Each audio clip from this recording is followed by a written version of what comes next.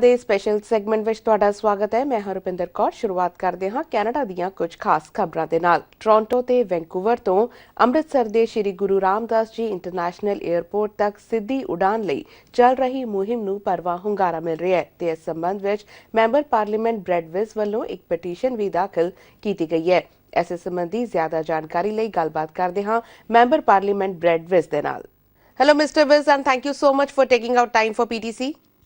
Well, thank you. Happy to be on the show today. It's a pleasure to have you here.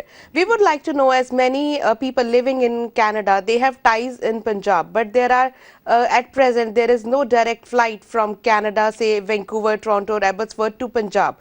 You are supporting a petition calling on Government of Canada to create a direct flight. Why do you think it's important? Well, I think you nailed it right there. I'm from Abbotsford, British Columbia, and there are over 1 million Canadians of Punjabi descent. And I think I've supported this petition because I want to, in good faith, encourage the Minister of Transportation to look at direct flight options that make economic sense and that will serve the needs of Canadian citizens. And a flight to Amritsar International Airport, direct from Vancouver or Abbotsford especially, would be good for our economy, and it would be good for travelers as well.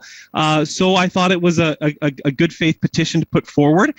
There were 14,000 Canadians who signed the online petition, the largest one I've ever done. And really, they just don't. We have already an international agreement with India to have flights to Amritsar.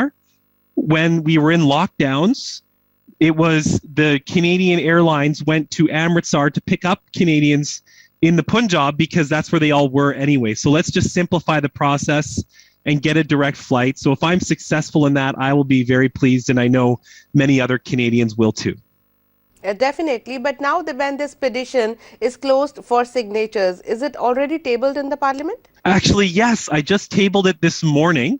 I planned on doing it a few weeks ago, but given the Emergencies Act, my ability to table it in Parliament was cancelled.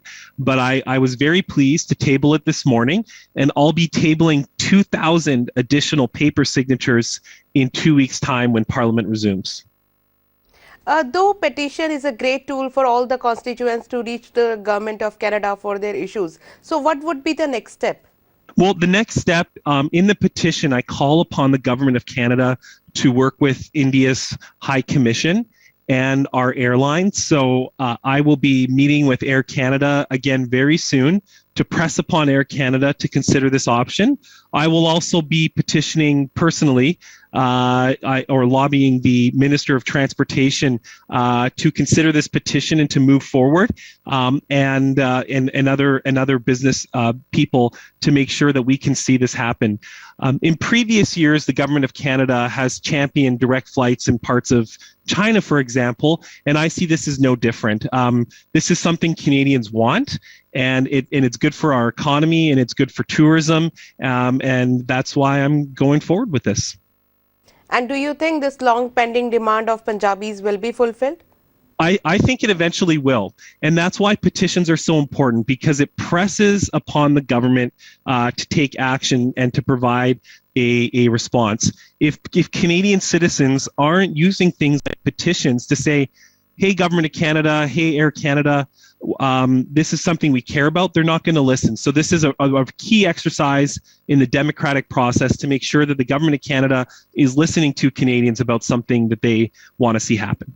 And if this time this demand is not being fulfilled, is there another process that petition can be filed again? Oh yes, absolutely. If I don't get some type of response or recognition that the government's going to move on this, I will move forward absolutely with additional petitions in the fall. And what would be the process after that? Like, if till we don't get this direct flight, you'll continue your fight for this? Oh yes, because I believe that it makes economic sense, and I come from a part of Canada in Abbotsford where there are many people of Punjabi descent, and I wanna see this accomplished. It's you know what? Often when I fly to Ottawa, for example, it's around the same time as one of the regular flights to Delhi from Vancouver. And I talk to people at the airport on a regular basis, and they're all having to once they arrive in Delhi, they're going to have to, like, often people have to take a bus, and it's 5, 6, 7, 8 hours of additional travel to get to Amritsar. So I want to simplify that process and do what I can to put forward a common sense solution to an issue that a lot of Canadians of Punjabi descent face. And it's a good faith thing. We want to get it done, and we want to see our airline routes be reflective of the needs of customers. Well, MP Vis, thank you so much for taking out your time and talking about this main issue that concerns every Punjabi living here in Canada. I have another issue to touch about, that is regarding the Ukraine. What do you and your party think on Canada's response to Ukraine? Well, you know what? I believe the government of Canada has listened to the opposition, and there's not a lot of politicization taking place over the Ukraine. Canada was the first country under a conservative government ever to recognize an independent Ukraine.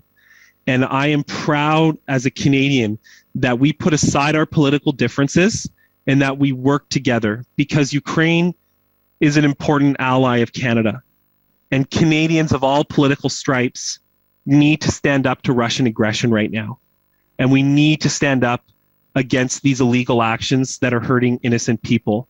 So today we put forward a good motion in Parliament, and we are pressing the government to continue furthering their sanctions, which they did today actually, and to take further action to ensure that Canada is doing everything in its power to support Ukraine right now in terms of the demands they're making upon our country.